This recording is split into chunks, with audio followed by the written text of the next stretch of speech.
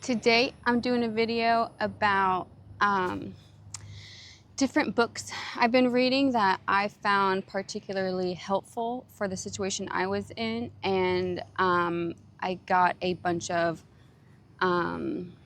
maybe spiritual growth from them and wisdom and discernment. So I'm going to share some of those books and some helpful takeaways of what was most helpful what was most helpful from them. So first up, Bully Pulpit, classic, the OG. That started the whole. You know what, Alex Wright? I think you're very key in all this too. You left first, and then I remember you, in your review, you wrote the book Bully Pulpit, and then we're like, no, we're not going to read it. Alex is dangerous. Don't read that book he recommends. And then when stuff started to hit the fan, I was like, I'm gonna go read that book. I'm going to go read that banned book. So I think I was the first one at Cornerstone to read it. And then I'm like, this is great. I'm like, everything is the same. So it was very helpful. Bully Pulpit, about spiritual abuse in the church. And here's Michael, Manifesting Coercive Control in regarding to this content. These are articles by Michael Kruger. It's basically the same content, but instead of chapters in a book, it's like different articles. So I sent these to Michael. I was like, hey, should I post these on Slack? And it's like he was leading that charge, saying that Mark was an abusive pastor. So it's like, yeah, of course, post it. But this was Michael's response. No, hold off on that. I found many things helpful, but Pastor Rick told me that he would not reference him at all. Something was off with the references, or something. We have not had a chance to talk about that yet. I will shortly and let you know. I don't believe what Michael says. I don't think, Rick might not even have a part to it. And then this was when I asked him, do you think you'll end up reading or listening to Bully Pulpit? And he's like, I don't need to know when things are off. I do not need anything more in my mind that may make my struggle more difficult, maybe some other time, but I do not think it will be helpful for me or Nancy. So it's like he has a guard over Nancy's mind as well. It's not helpful for Nancy. No, Nancy, don't read that. Don't educate yourself. No. Yep. The Subtle Power of Spiritual Abuse. I think that one was better than Bully Pulpit. If you had to choose one or the other, I think that one was more helpful. And some of these books, I have multiple copies because I'm like, this was so helpful for me. All my friends need this because we were all coming out of the same delusion. So it's like, man, this content, it was like a whole new world. So when there's multiple copies, it's because I was greatly benefited from the content, and I'm like, everyone else needs this. Everyone else needs to be equipped. Like if I had known this earlier, it's like, this knowledge is helpful for me. You need this knowledge too. So that's why there's multiple purchases of the same book. And then Redeeming Power, Understanding Authority and Abuse in the Church. I actually didn't read this book. I gave it to a friend who I thought needed it. But I've listened to her teachings on YouTube, and they're very helpful. So I bought this book, and my plan was to read it, but then I gifted it to a friend. So yeah. And then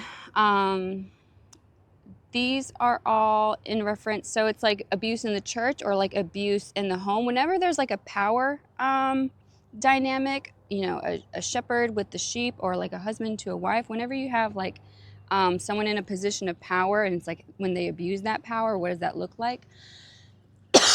So this is more in reference to domestic abuse, marital abuse, spousal abuse. And then these are in regards to manipulation. So 30 covert emotional manipulation tactics. I think that was just a Kindle book, and I think it was free, but it was really helpful. Covert narcissists, wolves in sheep's clothing, just their subtle crafty, shrewd ways of manipulating you. And then Lou Priolo on manipulation. And again, multiple copies because I was giving them out like I was trick-or-treating, like you need these. Everyone needs a copy. This one, the 7 Principles for Making Marriage Work, that was really helpful with like, at least for me, with building my communication skills and the way that I talk, how I phrase things, how to think through what the problem is and how to communicate that. It was very helpful for me, and I grew a lot applying these principles. So I think, with communication, I think that's really helpful. Even if you're the only one in a relationship, it's if people don't want to grow, they don't want to grow, but you can grow as a person regardless of where people want to remain. But this was helpful for me. And again, here's Michael with coercive control. He was doing marriage counseling at that time, and this was when I was postpartum, right after having Barnabas. So he's checking in. Hi, Michael, I'm doing well. Our communication and conflict resolution is still terrible, but I'm addressing what I need to address while viewing everything through a different lens. From my perspective, Mitchell is still incredibly unapproachable, demonstrates little desire to understand me or my views, and is unwilling to consider even the smallest forms of correction.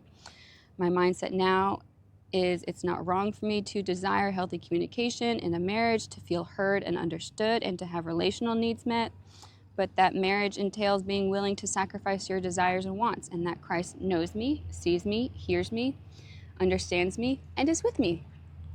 So I'm covering everything in love while trying to apply every principle from marriage books I'm reading and responding positively to what Mitchell says and does. I'm sorry to hear that things from your perspective are still terrible.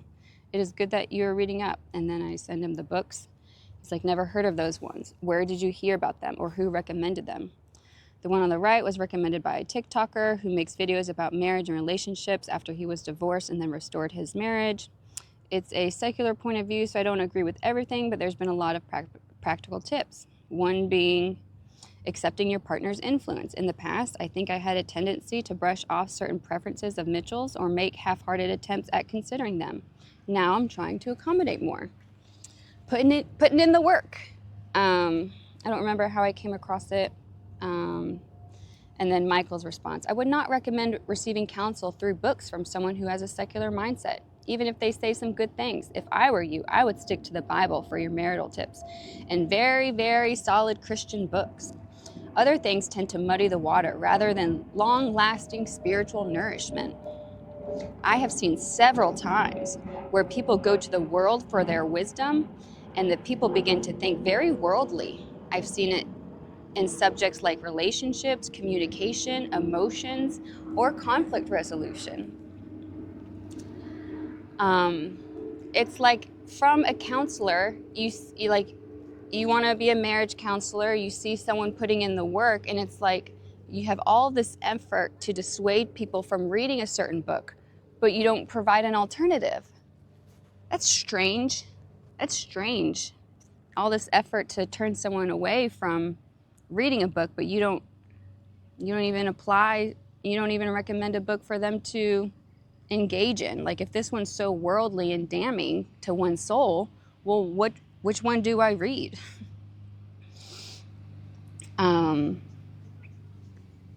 Yeah. Also, why not respond to the text? In the past, when I've tried to communicate my view of things to Mitchell, it has not been helpful. Things are peaceful right now, and I do not want to offend Mitchell. Okay, then maybe it would be better for you not to give me those kinds of details when I ask how you're doing. Be much more discreet. I do not feel comfortable with you saying things like that about Mitchell without him being present. Thanks. If you do, I think I would be forced to communicate with him those things. I believe this is what the Bible would have me do and what would be most helpful, even though it may result in hard feelings or conflict. So, a reminder again for anyone, stay the hell away from Michael Dinger. Do not let his words enter your ears at all. Stay away from him. So this is what he said to me be much more discreet. I do not feel comfortable with you saying things like that about Mitchell, about without him being present. So it's like Mitchell and I agreed together to recruit Michael in regards to counseling us in our marriage. So it's like that entails me saying things about, I'm going to be telling you about what Mitchell is doing, and Mitchell's going to be telling you what I'm doing. It's like a mutually agreed upon person for confiding in to share details of our relationship and things we do, things, you know, ways in which we might sin in our marriage. But this same guy, so he's telling me be much, you know, be discreet about Mitchell. Don't tell me exactly what he's doing to you at the house. Be much more discreet. Shut the fuck up, Rebecca. But at that same time, there was someone that was an old friend of his that in the past had confessed sin to him. And I don't think it was in regards to getting counsel. I think it was just confessing sin to him. That it was something that he did in the past. And this is like 10 years later from when he had confessed that sin to him. And Michael ran and told all of those guys from the Titusville church, spilling the tea about ways in which his old friend had sinned. And he, you know, his excuse was, well, I was telling them all these things about you to get counsel. Like, was it mutually agreed upon that you would go to them to get counsel for the things that your friend confessed to you decades ago? Why aren't you much more discreet, Michael? Do you use confessed sin as blackmail and as leverage and as punishment when things aren't going your way in order to cause harm, as a covert way to be violent and angry because you love power and control and you're envious and jealous? So when someone stands in your way, you just start revealing their sins to whoever you want to as a form of hatred? Because that sounds like blackmail. Otherwise, why would you tell me to be, you know, much more discreet with this, you know, virtuous pedestal that you're standing on, but you have no problem going and telling other people the sins of others, that they confess to you. When you're in a position of religious authority, you're a spiritual leader, and people are, you know, confess sin to you, you take that information and you just let it loose. Why would you do that? You have problems. So stay away from Michael. Yeah. The Peacemaker. This book was really helpful. Also, there's like this small version, Resolving Everyday Conflict, and I got multiples to give to people because I thought they were helpful. So that was helpful. The most helpful thing from that book was this concept of help me understand. Basically, humbling yourself, not, you know, don't be arrogant, but consider the thoughts and opinions and perspective of other people. Help me understand. And that was probably like my golden key of escaping this Lazarus of deception of that I was in. Help me understand. That's how you can discern true colors pretty quickly. Because if someone does have convictions and thoughts that go into their perspective, you can gain wisdom and insight. But if they're controlling and manipulative, if you try to seek understanding, you'll see, well, there's nothing to understand. Their thoughts are vain and useless. There are no thoughts. There is no substance to their minds. They don't have convictions. They don't have, there's nothing to understand. It's all just control. So here's an example with Josh where he's telling me I'm crazy, and he wants me to go see a therapist. I was like, okay, I'll go. Will you write up what it is that, like, what's the evidence for your concern? So this is what he wrote me, or, you know, what he wrote about me in regards to why I should go see this therapist and get mental help. Known Rebecca for about 10 years, maybe a little more. She's always been very moderate, kind, thoughtful, and generous. Over the last year or two, I and others have seen some dramatic changes seem to happen after her second child. They always bring that up. It was when she had her child. It was postpartum. It was, after her child. Yeah, that's when she lost her mind. It was right after she, had her, second child. But at least Josh says through some very traumatic interactions with influential religious people. So at least Josh confesses that there was also very traumatic interactions with influential religious people. So, because Mitchell will testify she's so angry with these guys that counseled us. I don't know why, they did nothing wrong, but at least Josh confesses that it happened through some very traumatic interactions with influential religious people. So he says all these things, and it's like when people want to control, it's like they'll say all these false things about you, so then you spend your energy and time saying how, like, you're wrong, your perspective's wrong, this happened and that happened, and it's like you spend your time defending yourself. But with these people, if you respond by just saying, don't deny what they say, don't dismiss what they say, just respond saying, like, I'm not saying what you're saying here, I don't want to deny it, but, like, help me understand what you're seeing.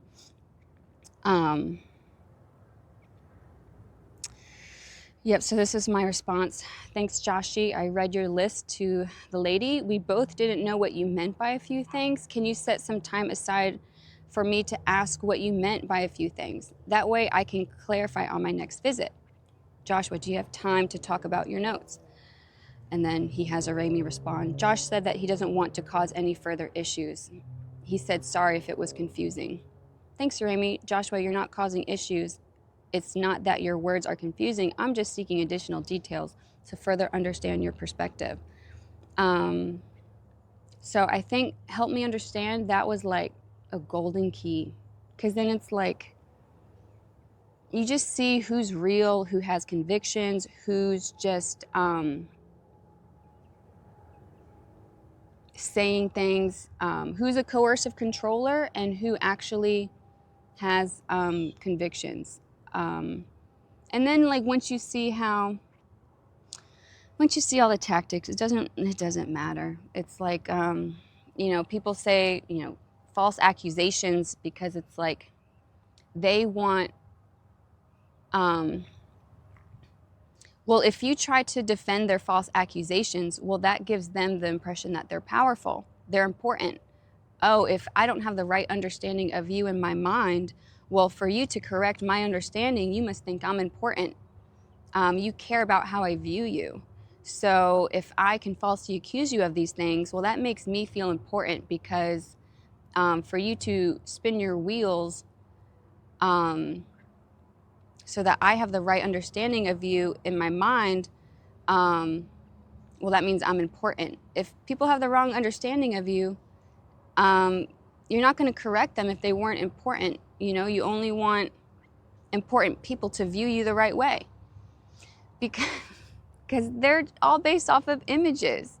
They just have a crafted image of themselves. So it's like they care about what people think. So if you care about what they think of you, it's like, well, then they're important. They only perform in front of important people so that important people have a view of them in their mind. So if you labor to correct the image that they have of you in their mind, well, that's your way of saying, I think you're important. So once you reverse engineer everything, and you're like, why do people do that? It's insightful. But yeah. At the end of the day, if people choose to view you wrongly, I can't change that. So, yeah. Once you seek clarification on their statement, it's like they back down. So that was really helpful from Peacemaker, for humbling yourself, repenting of arrogance, repenting of pride, and, seeking understanding from the other person. Yeah. It was really hard in the beginning, but then once you see how, either one, you do gain wisdom and understanding from the other person, or two, you just realize it's just a control tactic. And also, when reading that book and putting in the work, instead of like conflict getting, because, you know, people will falsely accuse you, and it's like, no, that's not me. Like, you're interpreting me wrong. This is why I did that. Like, things never get,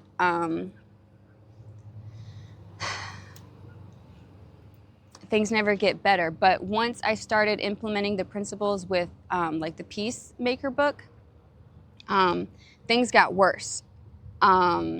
Instead of, you know, once I started doing the work on myself and, you know, not reacting but responding, and, you know, not returning evil for evil, or, you know, getting emotional or whatever. Once I had more, you know, the Lord granted me more self-control, and I was, you know, having joy in the Lord in that circumstance. Like, once I started doing the work on myself, that's when issues like got worse and got more dramatic. And then it was just like, whereas things kind of were subtle, it's like, well, once I started doing the work on myself and I wasn't provoked or, you know, doing this or doing that, it's like they got more dramatic. It's like, and then it's like you kind of see people's motives and intention. It's like they just love having the power of being able to create an emotional response in you, or control you, and it's like in order to control you, it's like they create conflict, they create distress, they want you anxious, they want you worried, it's like they create chaos in your life to, you know, weaken you, to, and like all of this also happened at the time when Michael was at TRBC and he wanted to be pastor, and everyone was like, he's not qualified. And I was like, a heavy hitter, I guess, in that effort. So it's like, no, we need to weaken her mind. We need her stressed out. We need her tired so that she can't focus on these things and labor over here. So I don't know. But yeah, help me understand.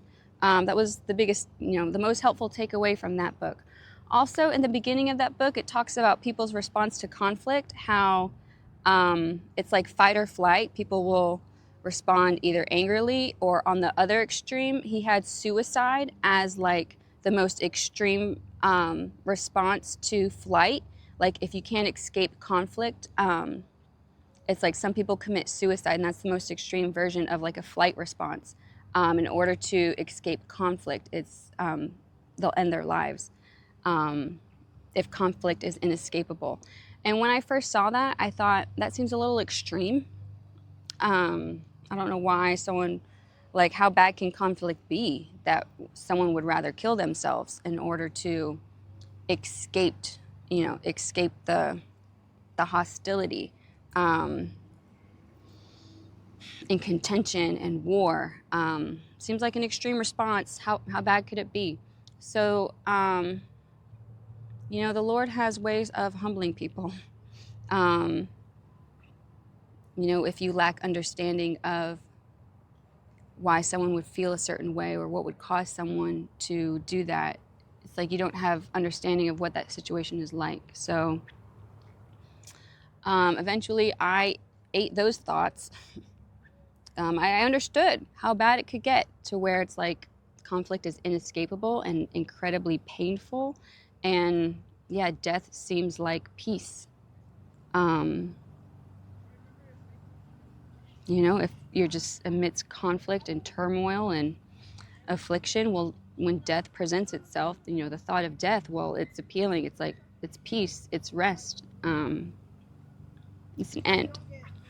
So, but here's what it looks like when, and it's like, you know, if you seek understanding from another person, you'll realize there's no understanding to be had. This relationship is not about mutual understanding. It's not about mutual care. It's not about being of one mind. It's not about growing and maturing together. It's not about like emotional intimacy, or it's not, you're not equals in any sense. It's Yeah. So here's, hindsight's 2020. So here's back in 2022. This was when I had Gloria and I didn't go to evening service a couple of times, or I just wasn't going at all because I was tired. And that was a big deal. That was a source of conflict. Mitchell wanted me to go to evening service, and I'm like, I'm tired. Why am I going to go to evening service and watch Gloria? It's not helpful for my body, soul, and spirit. So I'm not going to go. So this was my text to him where, things that will help me go to evening service. Like if you want me to go to evening service, I can go. I just need help. So if you do these things, these are things that will help me go to evening service. If you want me to go to evening service, I'll go. I just need help. I'm tired. I'm weak. Saturday is blocked off for a family day where you do the morning feed and I sleep in a little. Evangelism could be moved to RBF on Thursday. I want to go sometimes, or on off Fridays at UCF with the Lockheed Martin crew. And during evening service, Gloria is your responsibility so that I could focus.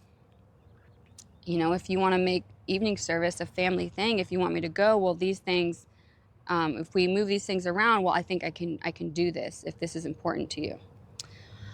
Mitchell's response, thank you for your thoughtfulness and concern to put together the list of ideas for you going to evening services. I want to discuss them and get a good plan locked in that will allow us both to be rested, be faithful to God, and to love one another and not have any bitterness against one another. I don't think I'm ready to discuss it just yet, given how bad things got last time, but I want to continue talking to you and about how you're feeling and what you're thinking about our lives and relationships, and then working through these issues. It's like if people have to repeatedly state what they want, who they are, what they're doing, it's like if people are genuine, you can see that in their conduct. Actions speak louder, than words. If people have to, repeatedly say, what they want to do, it's like, well, they have to repeatedly say that because it's not evident in their actions. Pastor Michael said that he and Nancy are available to talk with us on Thursday if we're available. Are you available and interested in talking through some of our recent issues and concerns with them? It probably goes without saying, but my desire to meet and receive counsel from Pastor Mike and Nancy is solely for us to improve in our communication and love for one another. It isn't to focus on just you or just what you have said and done. I hope you know and believe that. This is what you are to believe. I want us both to improve how we love, treat, and consider one another. And then I didn't respond. Did I say something that bothered you? No, just thinking it through. Okay, take your time. I told Pastor Mike yesterday I would get back to him sometime today, so there's plenty of time for you to consider it. I just wanted to make sure and make that what I said didn't come across in a way I didn't intend. I really don't want any distance between us. It's like that's another thing. It's like they create distance because they want to be sought. They set you out in order to be sought. Yeah, it's a good idea. I don't mind going, but I want us to learn how to solve our own problems, not just go to Michael and Nancy because it's easier and we built a habit out of it. And I think communication is a common and basic problem that we can find resources to study and grow together in. I'd prefer to start tackling this on our own and then possibly go to Michael and Nancy saying, these are the issues and this is what we've been doing. I agree, we can definitely try to discuss it and work it out together, but when things revolving around certain topics have resulted in such conflict and issues between us, I think a loving and impartial party will be extremely helpful. It's like if you have to keep repeating these adjectives of who they are or what they are, it's like if they're impartial, well, you can discern for yourself whether or not they're impartial. If they're loving, you should be able to discern that for themselves. If you have to keep saying, like, I'm an impartial party, I do this because I love you, I'm not trying to hurt you. Well, people keep saying that, it's because their actions are different and they want you to believe that they have good motives for why they're doing things and they have hidden motives. But basically, Mitchell's response is like, no, it's not about understanding. It's about you submitting and shut up. I'm not going to do the work. Come to Michael's office. Come to the Chokey. Come for some psychological abuse. It's not about mutual care and understanding. It's about you need to shut up and listen. Yeah. So I think, what Mitchell refers to as a loving and impartial party, I think that what he has in mind is actually triangulation. When Mitchell says that, what he means is triangulation. And it's always like, this is helpful, this isn't helpful, this is wise, this is not wise. It's never off of actually discerning good and evil. It's like, oh, I think it will be extremely helpful. It's always vague. It's never, there's no understanding, there's no reason for it. It's just, I think it's wise and prudent. I think it's helpful. What you did is not helpful. It's not like what you did was sin. It's like what you did was not helpful. What you did was unwise. And it's like what you did to not help the situation. It's always stuff like that. How did I get there? Yeah, peacemaker. Help me understand and what it looks like when people, understanding is never they don't want to understand. That's not the goal. The goal is for you to just sit down, shut up, and listen and do. Yeah. This one, is it abuse? This one was really helpful. Talks about more the mindset of an oppressor, an abuser, the mindset, their mentality, what they think, symptoms, because it's not like one thing. It's just kind of the whole, the symptoms that circle around this type of mentality, where it's like they might do one thing and it's like, oh yeah, you had a false accusation, but it's like everything else is plausible deniability. So it's like you see the she points out the symptoms so you can kind of see the whole picture. Is it abuse? If you have to read a book, it probably is. So this was helpful. It talks about symptoms of abuse. When people are in these situations, how they might respond. Victims may be angry. Kate was furious with her husband for failing to pay the bills on time. She was exhausted from having to account for her whereabouts and thought it was ridiculous that her husband believed she was cheating on him.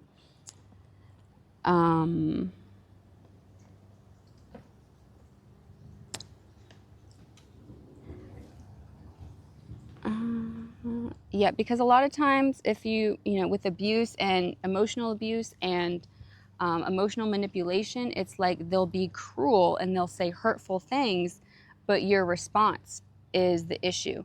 They'll do things that provoke you, but your response is the issue. They'll, find out what your triggers are. They'll find out what your fears, your worries, your anxieties, what bothers you, what is hurtful towards you. That's why it's like if you're in a relationship with someone and you're being vulnerable with them and open and honest and you let them into your heart, well, everything they learn about your heart, it's all leverage. So it's like, ooh, this is what will hurt her. This is what will produce anxiety. This is what will make her feel guilty, what will cause her shame. So it's like once you see people, operate with that type of carelessness and recklessness and cruelty, it's like, I'm not going to tell you another thing about me ever again. Everything I tell you comes back as thorns. I'm vulnerable with you, and now it's like a thorn bush. You're murdering me with like all this information you have about me. It's torment. So, yeah. It says here, she was right to be angry with his oppressive injustices against her. And then here's some of the tactics: diverting, challenging the victim's thought process or repeatedly changing the subject, trivializing, minimizing a victim's needs or feelings, These are my relational needs. These are my physical needs. These are my feelings. This is what is hurtful. You trivialize their needs, their feelings. Oh, if you express this need, well, you're being selfish. You're only considering about yourself. You're saying that this was hurtful. You're too sensitive. Oh, this provoked you to anger. You're moved by your emotions. You're so emotional. You're not being logical. It's like having feelings is sin. I think it's because they don't have feelings. Love bombing, showering a victim with compliments, affection, and intimacy in order to learn her insecurities and innermost desires so that they can later be exploited for the purpose of tearing her down. And then denying, pretending to have forgotten things that have happened or refusing to remember things that the victim says. And then it talks about gaslighting techniques. An abuser can also use gaslighting techniques on other people in order to give them the perception that his spouse is crazy. Many husbands have tried to convince me or a pastor whom I was working with, sometimes with great success at first, that something is deeply wrong with their wives. Many well-meaning husbands genuinely care for their wives and express concern for their welfare. I have found that when husbands are genuinely concerned for their wives, they are broken over their suffering, are tender with them, and are looking to help. When they are trying to manipulate the perception that other people or I have of their wives, they often use their wives' mental state as a shield to defend or excuse their own actions and attitudes. That was really helpful. And then this concept of, reactive abuse. So like from the book, when they're saying if someone's angry, well, that's like an appropriate response. If you're, constantly being harmed and provoked, well, yeah, you shouldn't be emotionally numb. If you have things that anger you and people constantly trigger you, it's like, well, yeah, that would make you angry if people are trying to, provoke you to anger. But they'll provoke you to anger and annoy you and just gnaw on your mind and your heart, just drive you up a wall. And then it's like, when you have a response, it's like, ooh, you're the problem. They make your response the issue instead of their conduct that moved it. So reactive abuse describes situations where a person who has endured sustained abusive behavior reacts aggressively towards their abuser. The abusive partner often manipulates this reaction to shift blame and create a false narrative of so-called mutual abuse. However, this behavior is self-defense, a response to ongoing harm, and should not be equated with abusive behavior. Below, we will discuss reactive abuse, strategies to manage it, and the mental health toll of abuse. So this was from a website. So like antagonism, the abuser deliberately provokes their partner, pushing them to react in anger or frustration. These habits may not seem harmful initially, but they can eventually cause a person to hit their breaking point. Asking you a personal or triggering question, especially around other people. Intentionally violating your emotional or physical boundaries, forgetting to do something intentionally, baiting you into arguments, and then belittling your reaction. And it's like proof is an aspect of this. Once the partner reacts, the abuser quickly seizes the opportunity to use this reaction as proof that the partner is the abusive one. This can involve recording the outburst on video, taking photographs of any physical responses, or simply recounting the incident to friends, family, or authorities in a way that frames them as the victim. By capturing these moments of reactive behavior, the abuser constructs a narrative that supports their version of events and shifts attention away from their abusive reactions. However, abuse is fundamentally about power and control. The abuser, who holds the most power in the relationship, will use their partner's reaction to manipulate and control the narrative. Michael does this too. He did it to Tom Matugi when they had a meeting and they crossed his boundaries, they provoked him, they pressed his nerves until he finally had a response. And then at the end of the meeting, Michael's like, "You don't mind that I have this meeting recorded, do you?" you don't mind that I have this recorded, this this outburst that we provoked you to. You don't mind that I've been recording this, do you?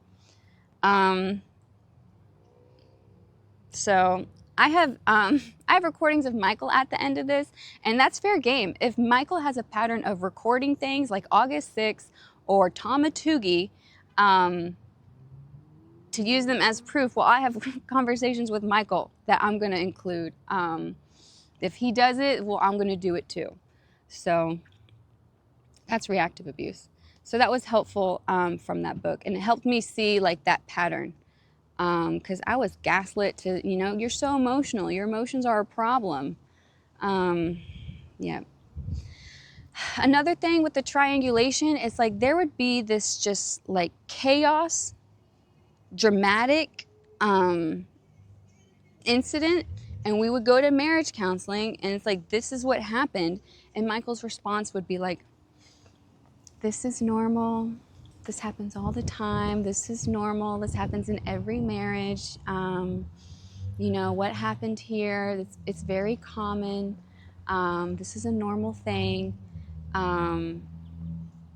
Like people just, they want to induce trauma, and it's like just uncontrolled chaos, rage, and it's like, show up to marriage counseling, this is normal, this happens all the time, this behavior is normal, it's really common in marriages, these are normal conflicts that people have in marriages, this is normal. So it was really helpful to finally, when I was like unloading everything on Sarah, for her to be like, this is not normal. Because I was gaslit into thinking this is normal, like marital dynamics. And then it's like, I, pull back the curtain for someone else other than Michael. And it's like, this is insane. This is not normal. This is toxic. This is insane. This is not normal. So that was helpful because it was my first time being married. So I was like, I guess it's normal. This is my life now. So I was sending Sarah the stuff on gaslighting. And Sarah's response, he's a gaslighter and he's neglectful. You aren't crazy. This isn't normal. On angry victims made to look like the problem. This book is legit. What's it called? Is it abuse? Here's more on Sarah. She was so helpful. I got a lot of education from her. I don't think I would have. I was so thankful that because she had gotten married and left Cornerstone before I did. So I think she was ahead of the curve over all these cult-like practices. She's also really intelligent. So it was really helpful for me, for her to serve me in that way when I was like trying to figure out what is this reality. And she was pointing out like the tactics that they use also. Honestly, the way he's rambling off on this first recording is crazy because it's a tactic used to disorient and confuse people. The irony of him accusing you of not loving him as he shouts at you over and over again as you ask him not to raise his voice. Colton has never spoken to me like this ever. This is not okay. And it's not normal. Oh, I thought it was just normal problems. This is insane. The way he speaks to you, I mean.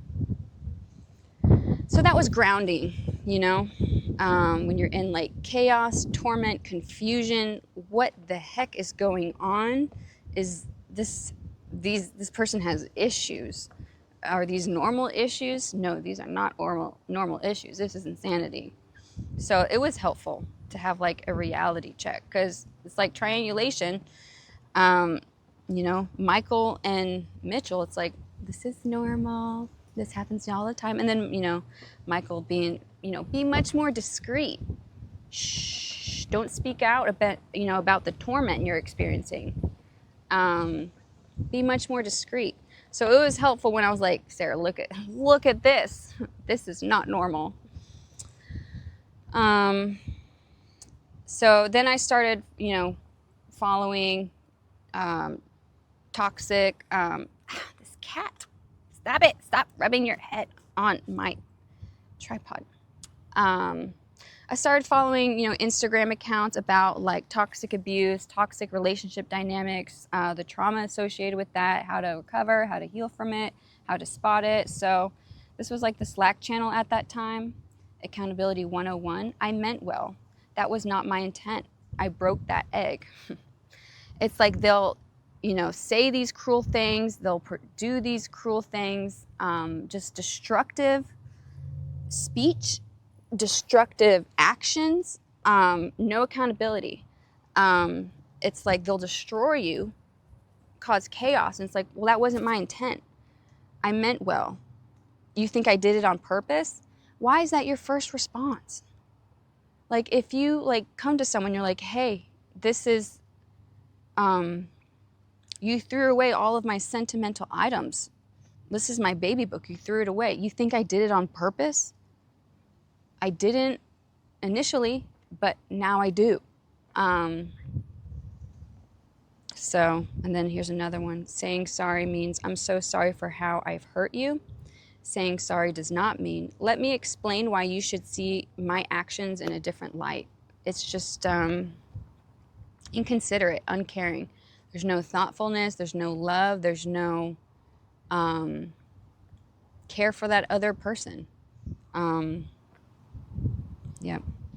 And then again, here is Michael with his coercive control, where I spoke the memes on like narcissistic abuse and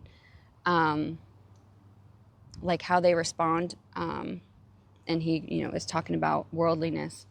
Worldliness will send you to hell. Don't, that's worldly wisdom. If you believe that, you go to hell.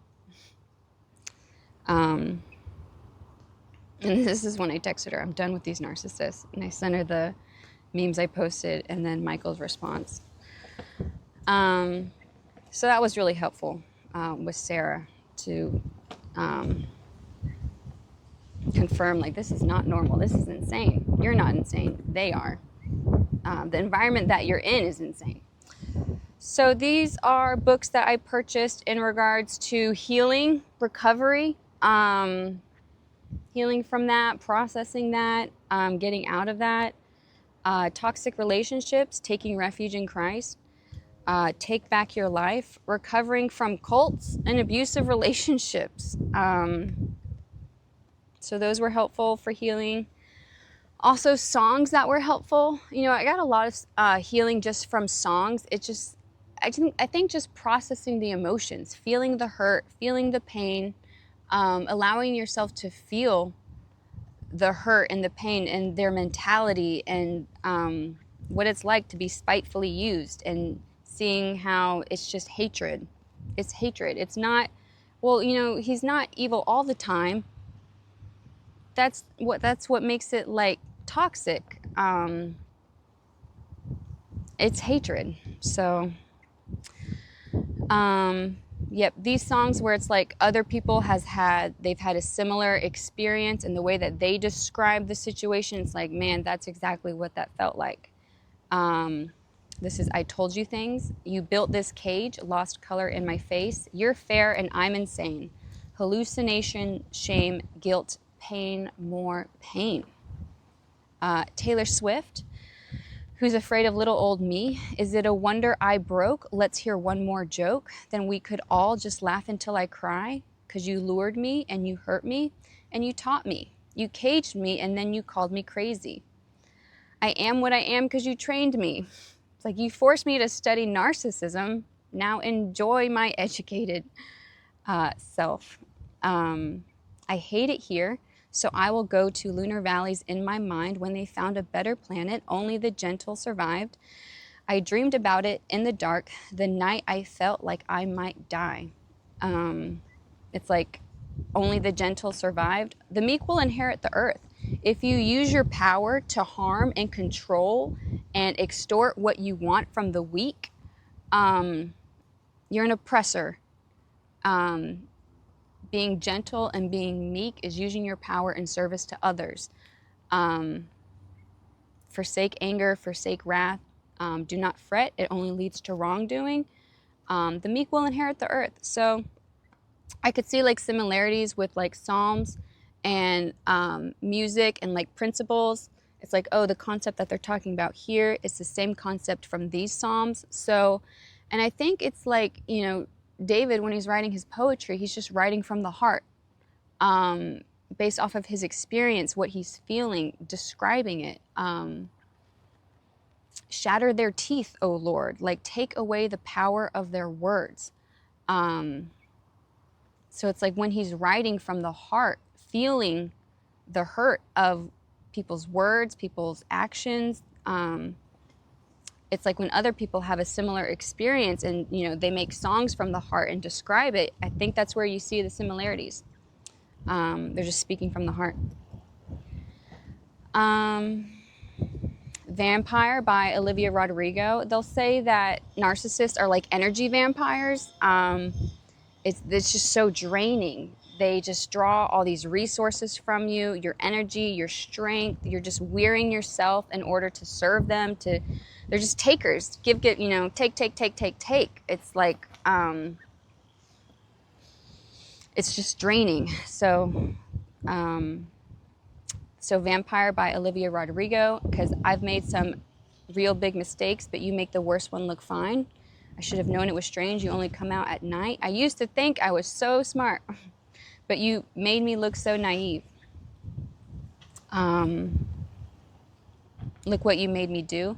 I don't like your little games. I don't like your tilted stage. The role you made me play. No, I don't like you. I don't like your perfect crime. That's like another thing. When people are psychologically abusive and emotionally abusive and like I think they have mental problems where it's like gaslighting and deception, that will make you insane. So when you have this response where it's like you have a mental illness, it's like, see, I told you she was insane. It's like the perfect crime. They drive you to insanity, and then it's like when you start speaking out on like their conduct, it's like, see, she's insane. But it's like it's the perfect crime. They drive you to insanity, and then they get to play the victim. And then when you start speaking out against them, it's like you're unheard. Your accusations are unheard. Where it's like, was she insane before she got married to you? Let's consider the conduct.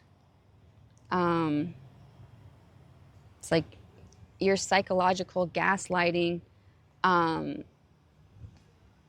word salad. It's like if someone speaks with word salad and they're incoherent and they try to confuse you and disorient you and weaken your mind, if you try to understand what they're saying, that will make you insane. If someone is speaking nonsense in order to confuse your mind, if you try to make sense of nonsense, it's going to fry your brain. It's going to make you insane. So, yeah, people are wrestling with some big demons. So songs like this, it's how I healed. And finding joy in the Lord.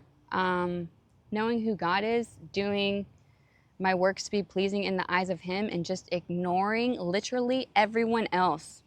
I'm just going to do my own thing. If people want to hear my side of the story, I'll, help explain. If people want to falsely accuse me, falsely accuse my motives, it's like, it's just not worth the energy anymore. So, and then you realize like a smear campaign's going on and it's so pervasive, it's like, it's not even like worth your time trying to deal with that. So it's like, it is really freeing, when you see how people can be like easily moved by like a smear campaign, and if like they believe lies, well, it just shows you how like their thoughts and opinions are vanity. So it was really freeing. It's like this abuse tactic. It's like they force you into isolation. They get the camp to reject you. And it like forces you into isolation. But then once you're there, you're like, I'm so free of being a man pleaser. And it's like you're free to serve God. Just focusing on doing what's pleasing in His eyes, not in the eyes of man. You're not laboring to be pleasing to all these people, being so that you're approved in their eyes. It's like, well, once they just believe a lie and they reject you and they isolate you and you're, put outside the camp, it's like, it's freedom. So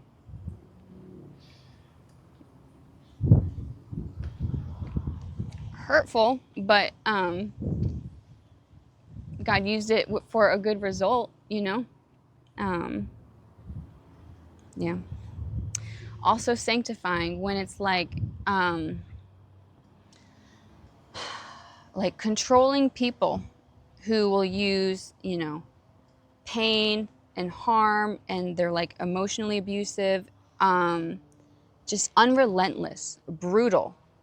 And it's like they're willing to inflict so much pain. Sometimes it's because they just love being able to do that. If they're able to get this response from you, well, that means they're important to you. They have power. It's like, any news is good news. Like if it's, if they cause you pain, well, that makes them important, as opposed to bringing you joy. It's like, well, I don't know. But yeah, they're just willing to inflict so much pain to get something out of it. And it's just, and when it's from like the greater to the weak, it's all the more like maddening. Like when someone that is mightier in power, when they use their words or their voice or their power to like crush someone weaker in order to get what they want, to control them, or for selfish reasons. It's just, you see how selfishness hurts, and you apply that to every sin. Like in a letter that Roman wrote me, all sin, as it boils down to it, it's like selfishness or fear of death, I think. That's like the root of every sin. And it's like when you see how much pain people are willing to inflict in order to get what they want, envy, jealousy, why do fights and wars break out among you? It's like you lust and you don't have. It's like these people have unfulfilled desires, and they're willing to inflict so much pain in order to get what they want. And it's like, when you see that, when you see it in yourself, it burns. It burns. It burns when that light, when the Spirit bears witness and you see semblances of that in your own heart. It burns. It burns those thorns. When you see instances where you're like that in like a small way. So here's what I posted one time about abuse and narcissism. This was a text, but I texted it to a couple of other people, and I posted it in Slack. It's like when you feel how hurtful words can be, well, that makes you careful and considerate with how you speak to others. And when you feel how painful selfishness can be, it's like that, you don't want to be selfish, and it's like you want to be giving.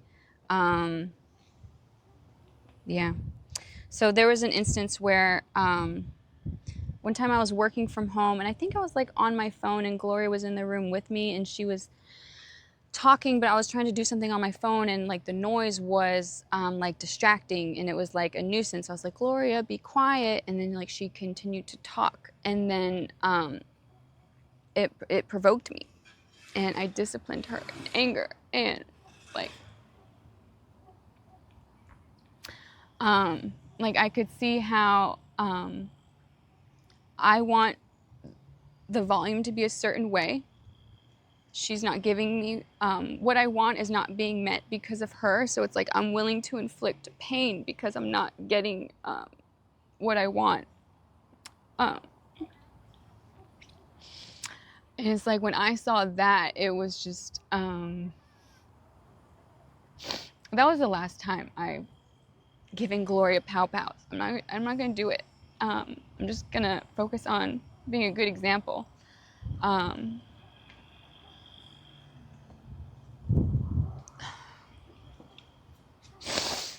But But it was really sanctifying, because you see, sometimes we don't realize how our actions affect others. So when you see this intense, acute pain of how someone's sin can hurt you, it's like, I don't want anyone to feel this pain. So it's like you're on guard with your own words and your own actions, and you're mindful of others, and you're careful with, the things you say and the things you don't say. So it was really sanctifying. It's like, I don't want anyone to feel this pain. The people that are inflicting it, I don't even want them to feel this pain. So it was sanctifying. And then when I saw like instances in myself where I had like that sin, that thorn, it's like it burned.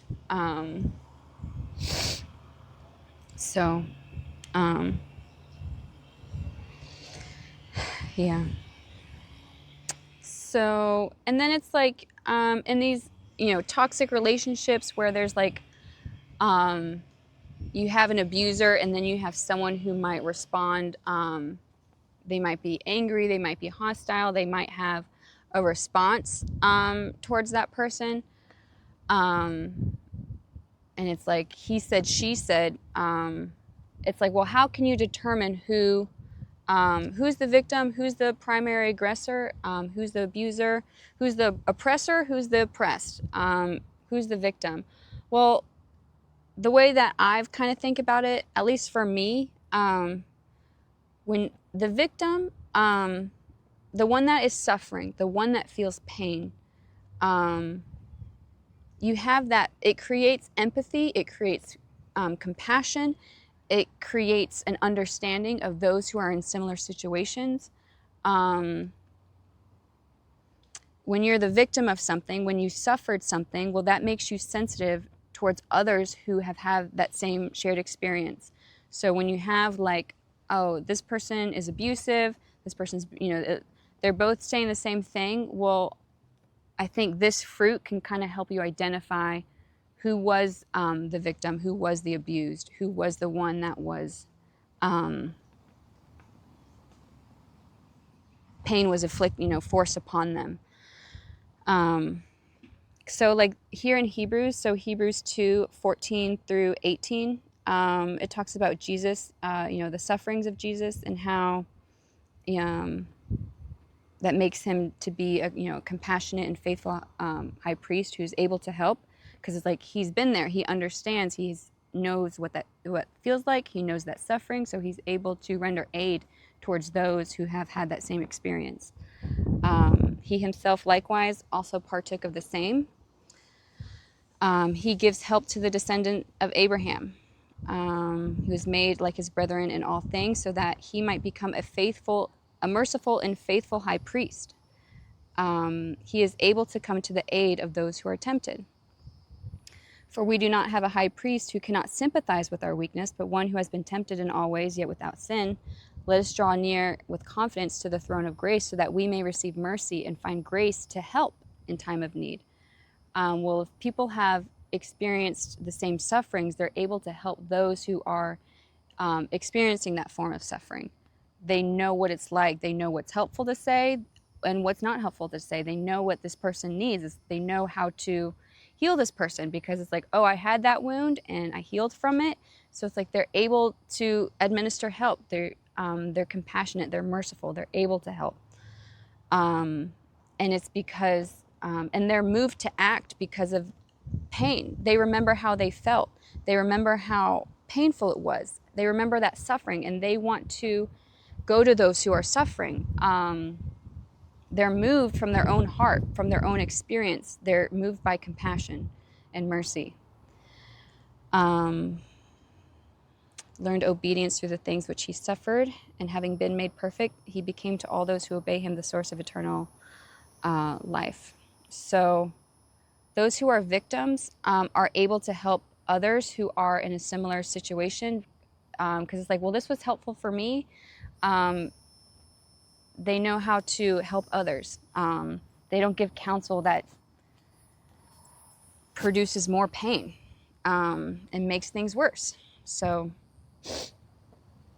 they're able to help. So this was when Arami was having her issues, and I didn't understand it. I saw the fruit of what she was going through, and there was mental illness that could be seen, and I didn't understand it.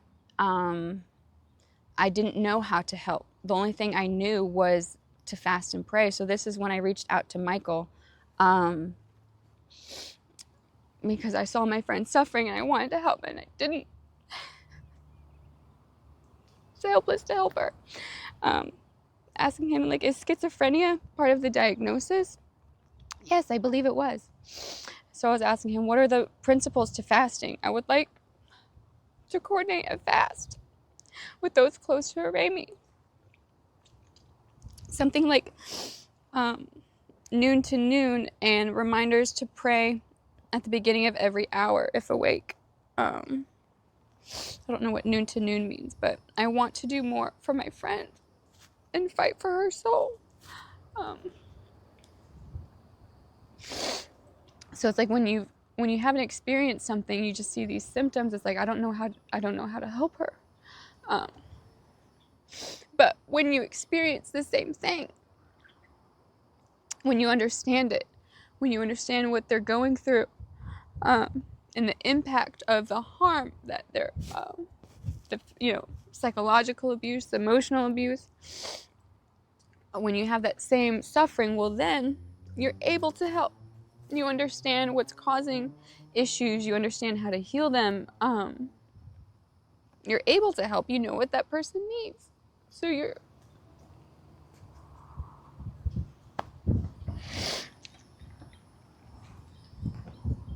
So when you're a victim of abuse and you've experienced that suffering and you felt that pain, you're able to help. When you've experienced and you've healed from it, when God has healed you from it, it's like, well, this is how I was healed. It's like, I know how to help my friend now. So you're able to help. And if it's a result of the environment that they're in, it's like, well, you can only do so much. You can help them endure. You can bring them joy while they're in that suffering. You can you might not be able to deliver them out of it, but you can go to them and do what little you can.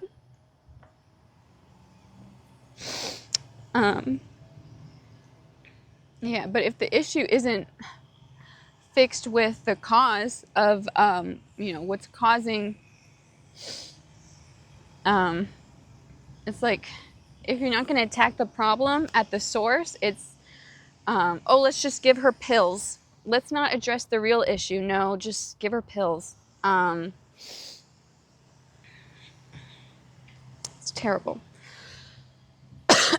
So that's why stuff like this, where Michael Dinger has a domestic violence charge against his ex-wife, if Michael was a victim of domestic abuse, he wouldn't be doing it himself. He would understand. He would be mindful. He wouldn't be telling Arami, don't call the cops when your husband is choking you. If Michael was a victim of domestic abuse, he would be considerate and empathetic and compassionate towards Arami. He would want to deliver her from that, as opposed to keep her caged in it, and remove the resources that are there to help her. No. Once you've seen it, it's like, how many people does it take for it to be a pattern? No. No. I've seen it. I know who the abuser is not. It's like they want you dead or in a mental institution, one or the other. Yep. And it's all under plausible deniability. That's the thing. And people, at this point, it's like, I'm going to look like a conspiracy conspiracy theorist, but it's like, how many, if people do the same pattern, it's like how many instances does it take to establish a pattern and to establish someone's motive and intent and manner of conduct? So it's like when things were at their worst, it was when I was postpartum with Barnabas. And it's like, oh, she was postpartum, postpartum depression. That's a real issue. We told her she needed to get help. But if the Lord wasn't with me, and let's say I did,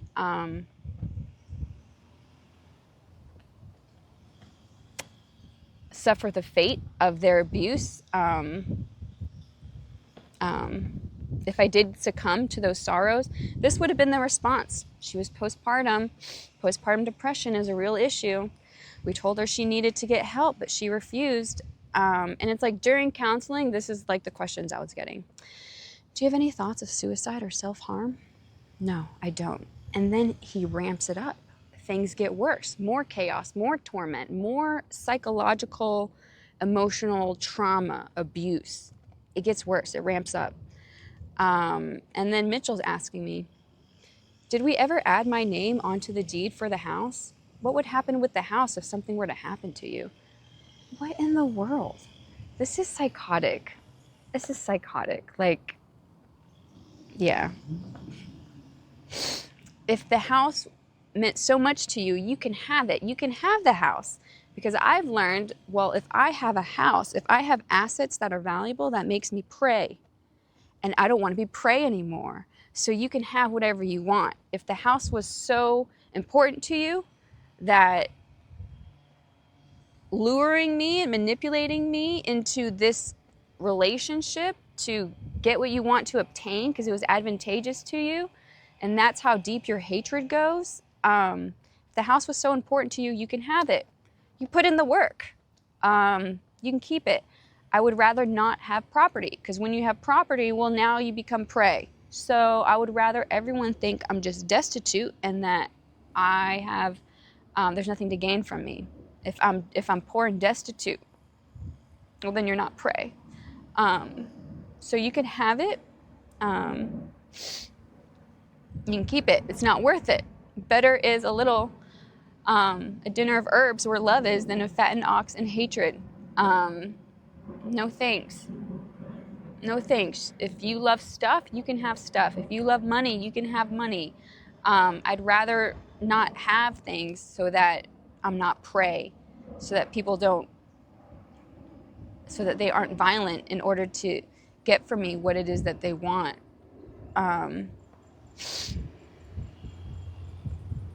Yeah. Yeah, it's all under plausible deniability. Here it is again, where like I'm postpartum and being sleep deprived, and Mitchell has an alarm clock every morning going off. It's like 30 minutes after I'm finally able to fall asleep, Mitchell has an alarm going off, and every day I'm telling him, can you please turn it off? You don't go to work. I don't go to work. There's no, reason to have an alarm. Please turn it off. It's like, no, let's make her sleep deprived and just drive her crazy. So Michael reached out. I said, I'm doing good. Mitchell isn't doing well. And then here we go again, like with his response. If I may say with love and gentleness, you probably are oversensitive, exhausted, and having a difficult time. This is a natural thing after childbirth.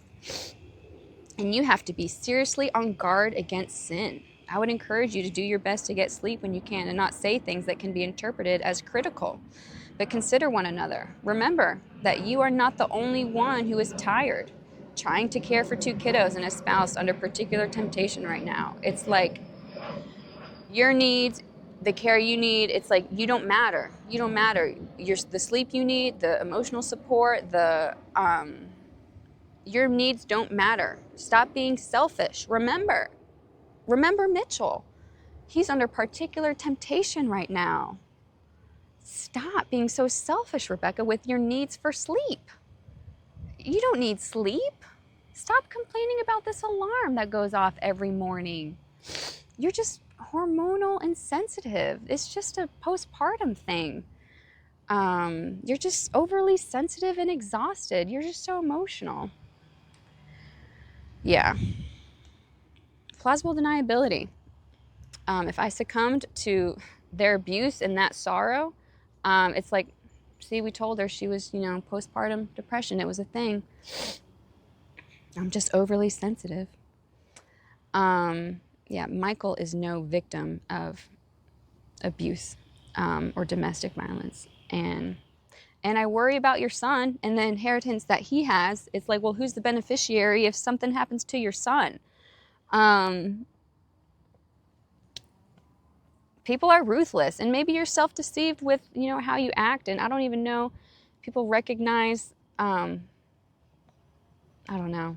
I would have rather not seen into this spiritual realm where it's like, this is like the deep things of Satan. In Revelation, where it talks about the deep things of Satan, that's narcissistic abuse. Narcissistic abuse is the deep things of Satan. This psychological torment, this emotional torment, this mind twisting, this I'm impartial. I love you. It's like they this appearance of love while they're so cruel, and it's like this cognitive dissonance, and it's like, and yeah, I could see how no one would believe me. Like, I was in it and I didn't believe it. I'm like, this is crazy. This is like a Hallmark Lifetime show. Like, there's no way that Michael and Mitchell are trying to gaslight me into killing myself so that they could take the house. That's crazy. I was in it and I didn't even believe it. But then it's like, you see patterns, you see double motives, you see all this stuff, and it's like, people got problems. People got problems. Yeah. So, I hope the books are helpful, though. And then I'm going to record, I have the recording of Michael when he was telling me that Mitchell was like in this heated anger, uncontrolled rage when I was postpartum holding Barnabas, my newborn. And I was like, you're scaring me. Please stop. You're scaring me. Please, I love you. We're partners. Please calm down. And it was just like escalating. I was holding my newborn. So I was like, please stop. You're scaring me. If you don't stop, I'm going to call the cops. And then that got spun to say I was, I threatened Mitchell on, calling the cops, and that threatening, to call the cops on Mitchell just erodes, the foundation of one's marriage, and that I had no reason to fear. I was just crazy. So I'm going to have that conversation too that I recorded of him. But like, if you're the victim of domestic abuse, you're sensitive to these things. You don't let people die in these situations. You want to deliver them from these situations. So that's why I think Michael, with his ex-wife, the domestic charge, if it even happened, it was reactive abuse after being in torment. I hope he gets his, story straight. The story that I have is that she wanted to divorce, but he wouldn't let her because God hates divorce. So it's like she wanted to flee from you, and you restrained her. You forced her to remain, and then it's like, I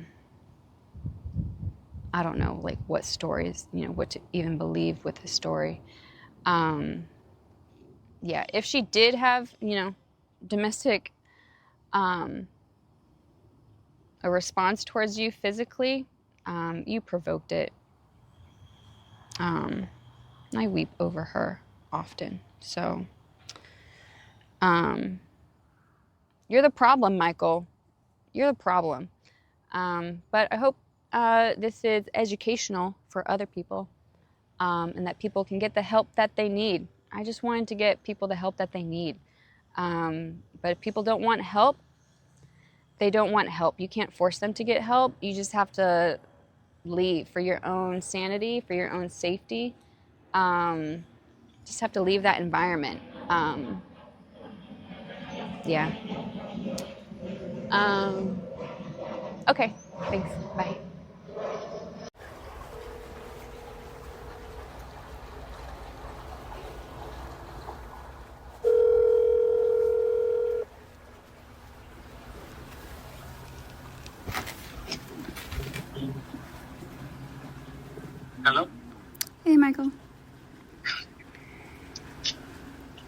Hey, Rebecca.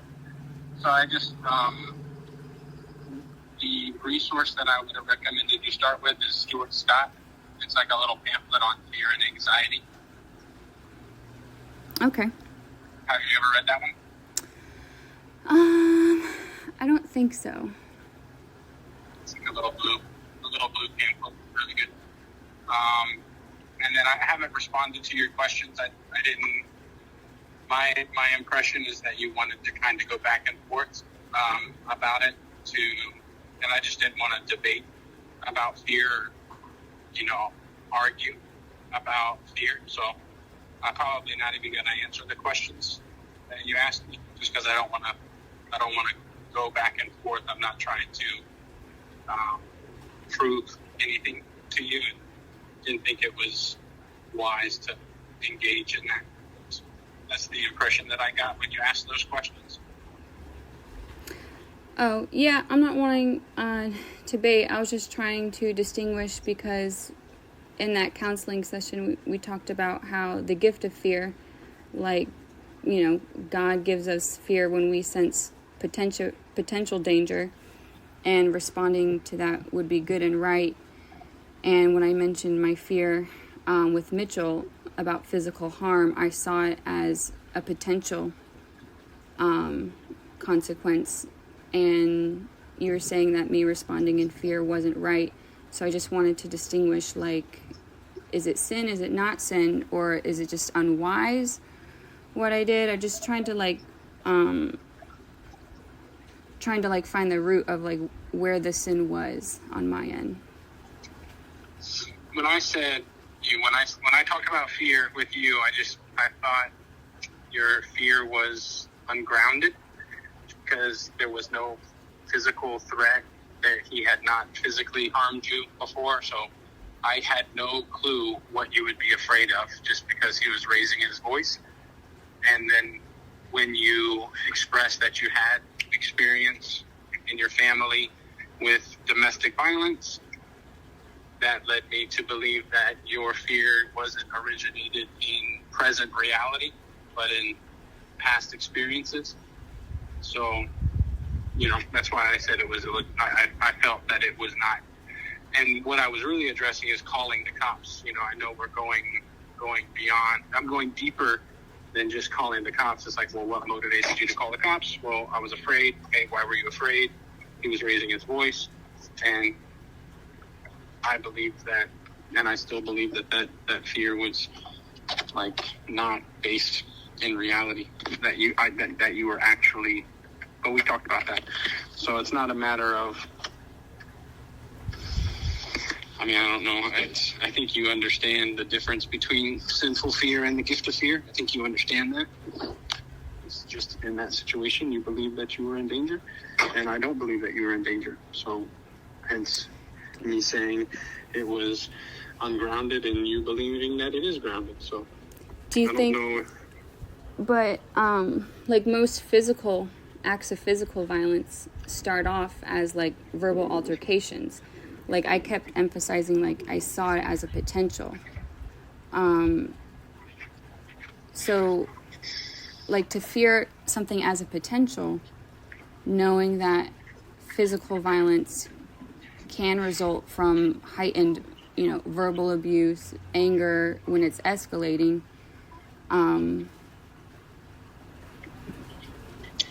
I guess I'm just trying to figure out what.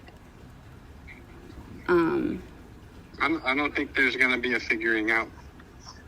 You feel the way that you feel. You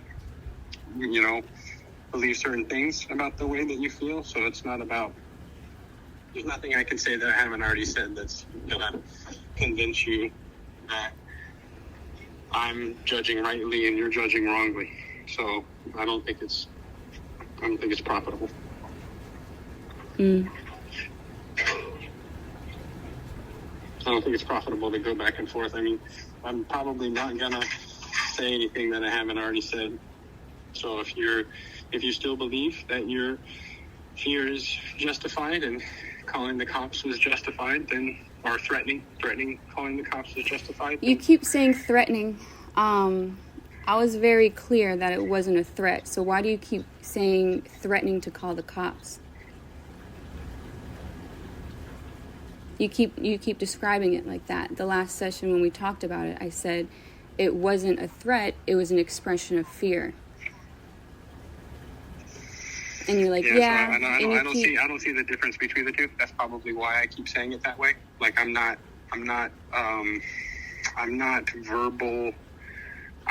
verbal constructing right now. I'm just expressing it in the way that I don't see any difference between the two. For me to say, like, Mitchell, you're scaring me, please stop, I'm going to call the cops.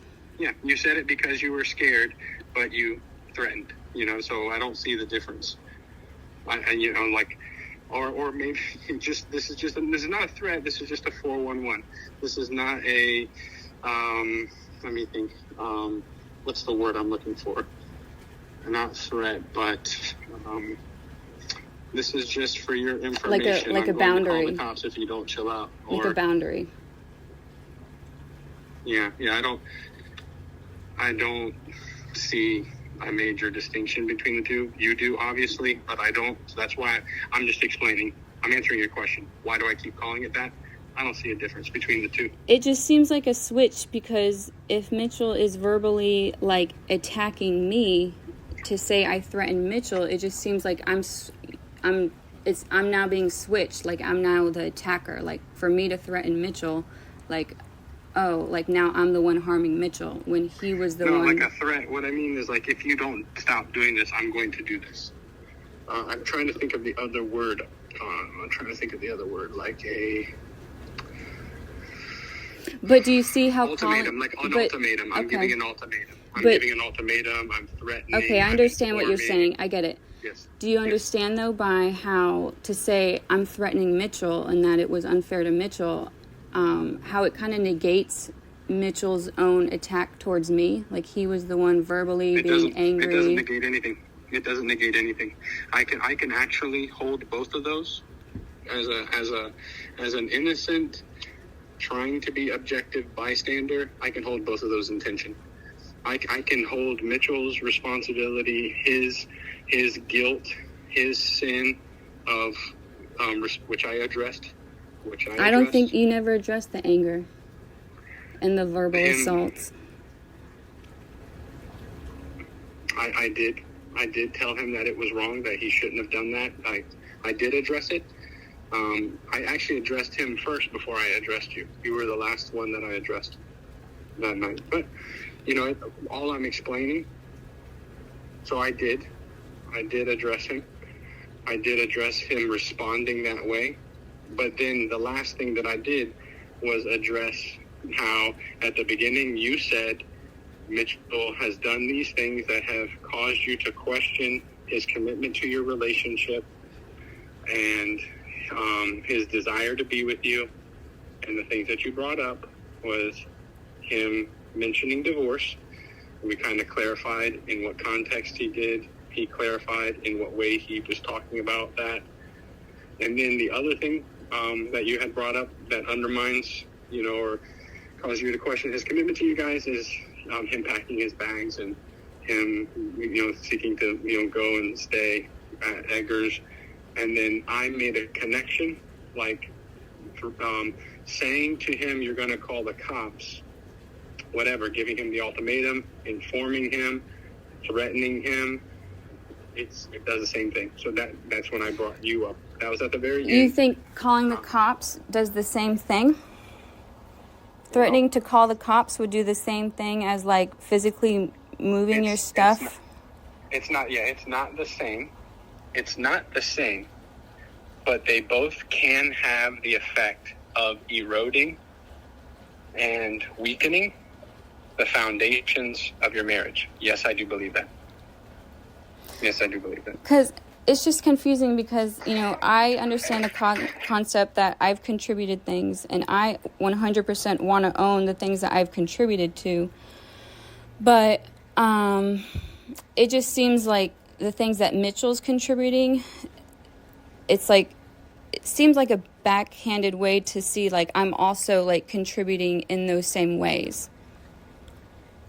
Like, I've questioned Mitchell's commitment, but now it's like I have to see, like, I'm also making Mitchell question my commitment when I've never done anything to Mitchell. I believe that. I do believe that. I do believe that you have done things, and one of them was, saying you're going to call the cops. I do believe But that. wouldn't Mitchell have to express that? Like, why wouldn't, like, Mitchell might not see that, like, oh, she threatened to call the cops. Like, I don't see that as her leaving the marriage. I understand you might see that, but Mitchell didn't think that.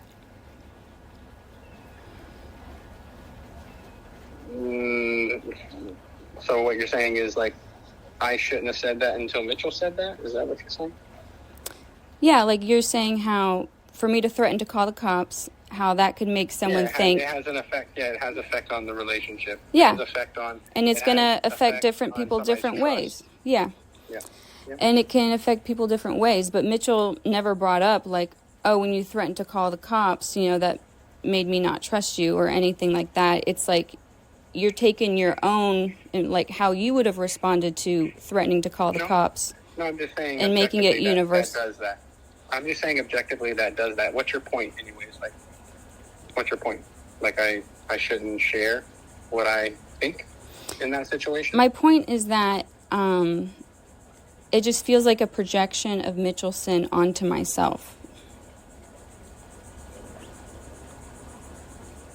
The point was, I'm being very clear. So I think, you can think the way that you think and the way that you're going to think, but my point was merely and purely, you also do things, Rebecca, that erode the foundation of your marriage. You may not realize it, but you also do that. And here's a simple example. That's it. Period. End of story. That's my statement. That's what I'm saying. Not saying more, not trying to do more. Just I was hoping that maybe you would see that and it would help you be in a humble disposition where you're not so focused on the other person's sins against you. And I explained that in that meeting too. I'm on the phone, maybe. I'll come in and just a second. Yeah, and like I said, I did apologize for the effect that would have on Mitchell to, like, view him as someone would be, physically harm someone. So I sought Mitchell's forgiveness, and you held me accountable, like you said, Rebecca, you should, you need to seek forgiveness from Mitchell and apologize, and I've done that. And I know you've called Mitchell out on sin, but there's no follow-up on him seeking forgiveness. Like, he hasn't apologized for anything. But it just feels weird how I'm held accountable to, We haven't had that. We hadn't had a follow-up. I exhorted him the last time about those things. It's kind of strange, the way that you're thinking right now. It's almost like it's like tit for tat. Hey, you did this with me, but you haven't done that with him. You said this to me, but you haven't said this to him. Yes, you said this to him, and you said this to me. Like, almost like there's these margins.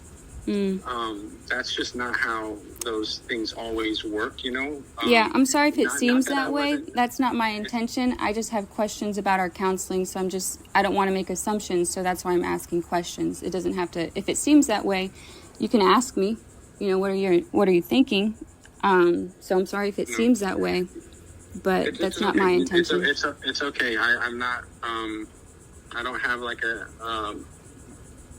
general pattern of my counseling is I'm gonna, I've already explained these things, so I'm not gonna explain them again. Like, I'm trying to be faithful to God. I'm trying to be faithful to you. I'm trying to be faithful to Mitchell. If there seems like any imbalances, it could be a number of different reasons. One, you may just not be seeing clearly. Two, it may be that I haven't had an opportunity to balance those other things out. There are a number of different reasons why it may seem like everybody's not getting their fair share. But I'm trying to be faithful. I'm trying to be balanced to everybody. if I'm gonna be weighed on a scale, at any moment, it will seem a little imbalanced. Like as soon as I speak for 5 minutes, it may seem imbalanced until I speak for the next 5 minutes. So I'm looking at the bigger picture and trying to be not like this 45-minute conversation. I got to make sure that I address her stuff for this amount of time and his stuff for this amount of time, and I need to address 3 of his things and I need to address 3 of her things so that it's, or balance everything that I say, or I'm constantly going back and forth. No, that's just not reality. That's not how those things happen. So it's hard to be graded on that scale. Anybody is going to seem imbalanced if you grade them on that kind of scale. But if you look at it from an objective way, not a subjective way, not with your emotions, not with any offenses, not with any difficulties, objectively, if you look at the big picture, you might even see that I've actually addressed more of Mitchell's stuff in the long haul, that I've actually addressed more of Mitchell's stuff, that Mitchell would have more of a just case to say, you've not addressed Rebecca as much as you've addressed me. But, that's as far I'm going to go with all that stuff. I mean, I know that we talked about my emotions and my fear, and we talked about that. I don't want to talk anymore.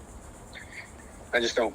I don't want to talk anymore. I don't want to talk about these things anymore. Like I've tried to help you guys, and there's a whole nother layer of things to talk through. I don't even know if you guys want to continue talking with me, or you want to continue talking with me about that. Like Mitchell sent me the message, so I sent me a message about you packing the bags, taking the kids, leaving. I don't know where that's at. We haven't discussed that. All I know is the last time we talked on Saturday, I was just saying, be patient, work through these things. I'm going to address Mitchell about being deceitful.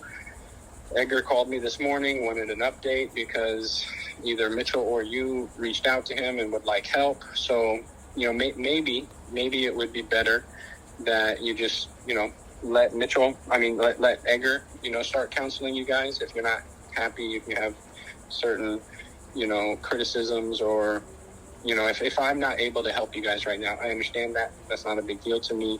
It's grieving. I wish I could help, but I understand how it is. But right now, I don't want to keep going. I don't want to keep talking through this. I've already told you that I don't feel comfortable, like just talking privately about really anything. I would like to have somebody with us. If you're going to talk about Mitchell, I'd like to have Mitchell with us. If we're going to talk about the picture as a whole, maybe Nancy with us or Edgar. I just don't feel comfortable. I don't want to go back and forth. I don't want to make it worse. I just want to, I only want to make it better. I don't feel like I need to justify anything to you or to anybody else. And the only reason why I called was to explain to you, so you could hear my voice, that I'm not upset with you. I'm not angry. I'm not furious. It's not like snarky.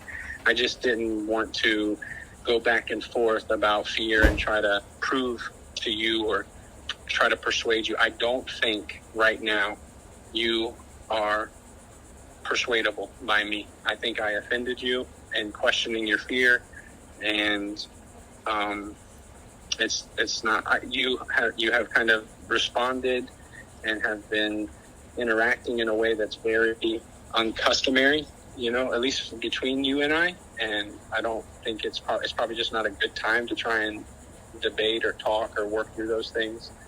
You can say, I just have questions about the counseling and stuff, but I hear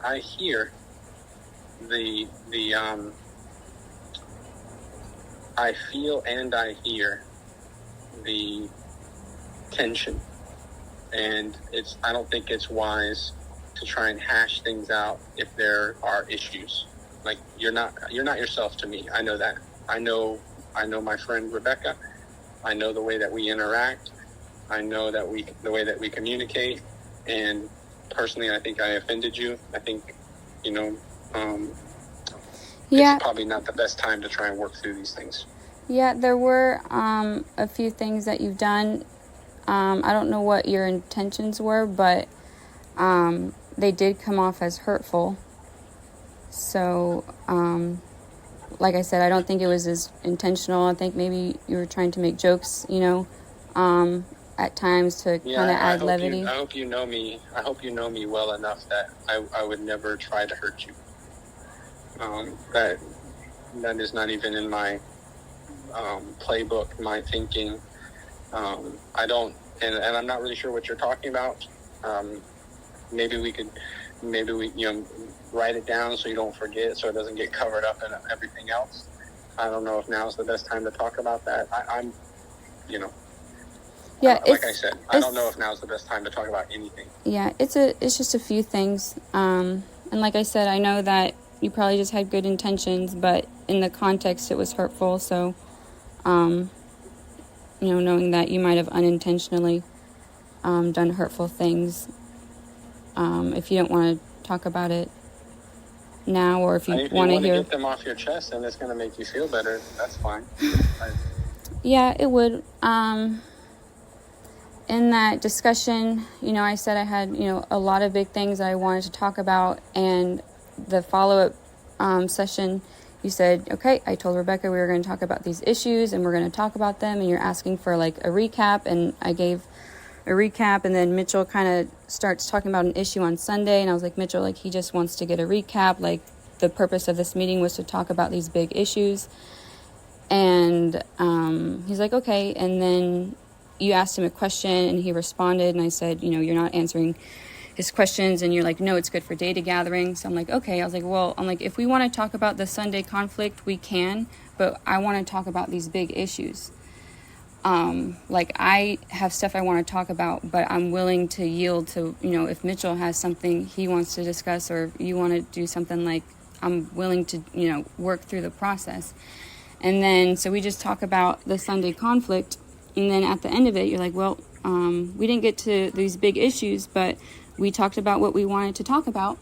And I was like, I didn't want to talk about this. I wanted to talk about my big issues. And you're like, if you want to talk about your big issues, we would have talked about that. But you talked about this. So it just seemed like I'm telling you, like, I wanted to talk about this. But you're like, no, like, I hear what you're saying, but if you really wanted to talk about those, you wouldn't have continued on in this Sunday conversation. When at the beginning, I started saying that I'm willing to discuss the Sunday conversation if, it's a burden on Mitchell or you think it would be profitable. But what I want to talk about is these bigger issues.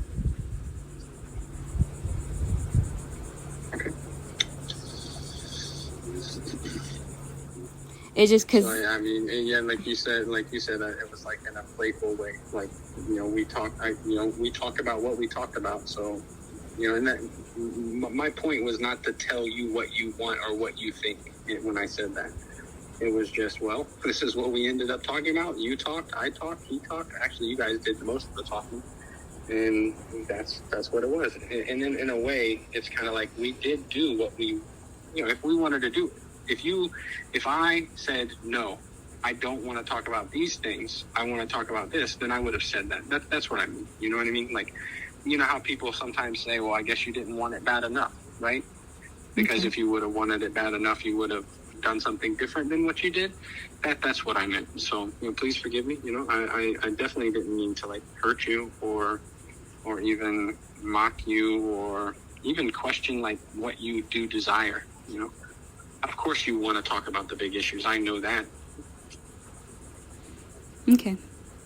And then there was, like, another little thing. It kind of plays into the same thing. During that conflict, I said, I assumed Mitchell had an offense because, he brings up the phone.